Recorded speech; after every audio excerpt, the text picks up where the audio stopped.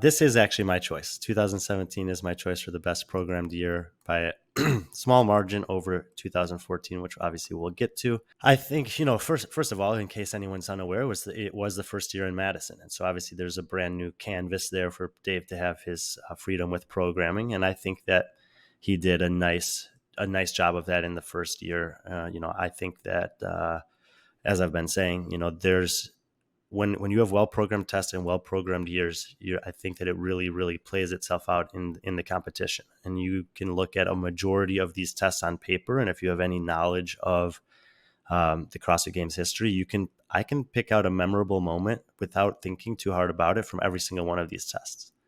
And to me, that goes a long way to say that there's, if I was going to look for a couple things to pick apart of it, yeah, I think that, anyone who wants to have a problem with the salt banger, I'm not going to argue against him. And I do agree with JR that the muscle ups in that muscle up clean ladder were ridiculous to have as singles. They were basically irrelevant in the workout anyway, though. It was all about the last few barbells, and there were plenty of great moments made there. I don't know. I mean, I don't know how much time you guys want me to spend digging into it, but in the past, I've gone through and done what Taylor's done, and I just think that from top to bottom, this one hits pretty much all the marks that I'm looking for a CrossFit Games season.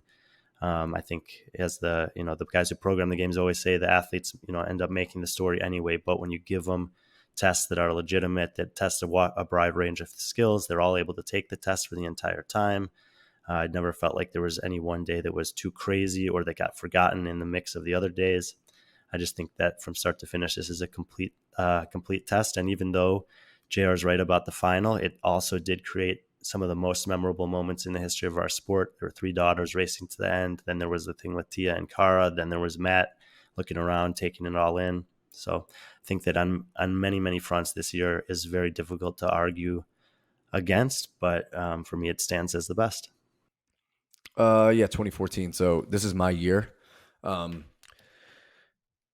through all the workouts and everything, obviously I wrote down notes of a lot of different things and how I kind of opened the show by saying, while I always advise against it for people trying to program competitions, because I think it's really risky, if you can program a competition with 6, and we're going to say single modality in quotation marks, I know what that really means. What I'm saying is just that there's one monostructural gymnastics or weightlifting tested, not one single movement necessarily, but just one of the 3 tested.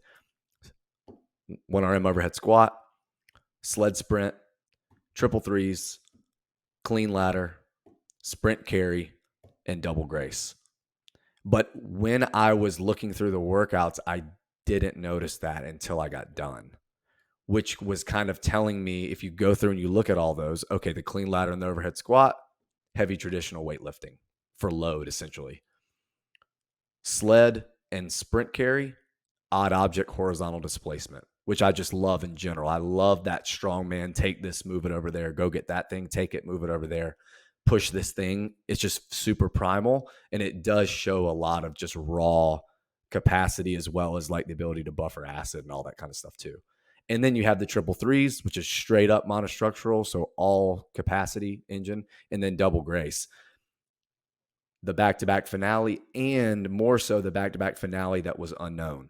So I really, really liked that this year compared to like other years' finales, not just the workouts themselves, right? You have thick and quick. So you have a heavy barbell, more technical with a thick rope.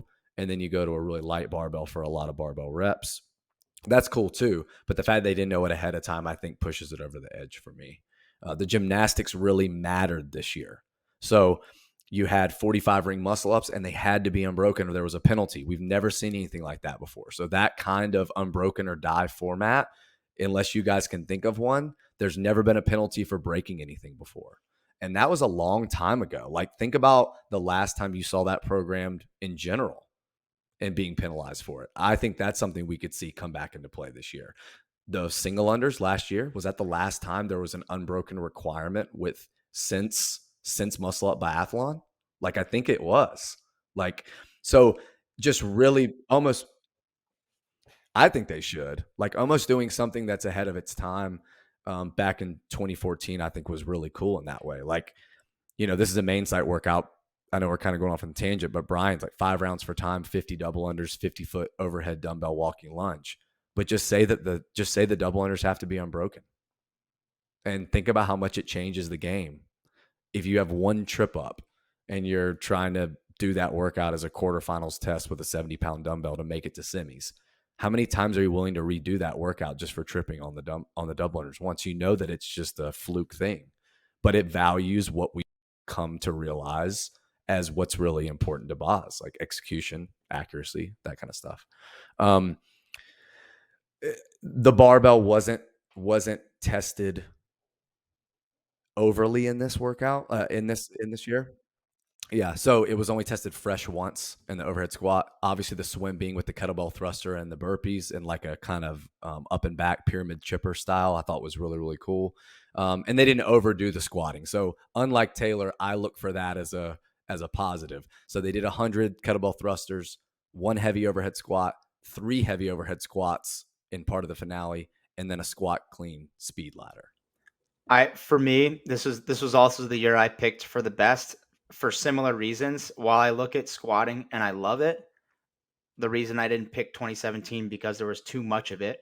The only thing that I saw in this year that I was like, I'm not sure if I like this is it seemed like there was maybe a lack of, but looking at the programming in totality, to me, the squatting seems appropriate. And with the 2115 line complex, I love that workout. I think it's an amazing piece of variance. The same thing you talked about in terms of the finale being an announcement and not known, and people going from double grace into thick and quick, I thought was just awesome. Probably one of the coolest things ever. And then again, what you said, I do love the run, swim, run and that format, but I like doing thrusters with kettlebells on a beach with like no shoes, burpees in the sand, and swimming in between is an awesome workout. Yeah, and the last thing I'll say about that was, I alluded to it. We were talking about Happy Star. Push and pull, everyone remembers it for the finish. Everyone remembers it for Rich and Josh. But what people lose in that is that workout was ascending handstand push-up repetitions with increasing deficit, and the sled got heavier every time. And most people don't see that from a programming nuance, that it wasn't this like, oh yeah, the deficit gets lower as you go, or as the reps go up, the deficit goes down, or it was ascending everything, which is like a really it's a really less frequently programmed style of workout.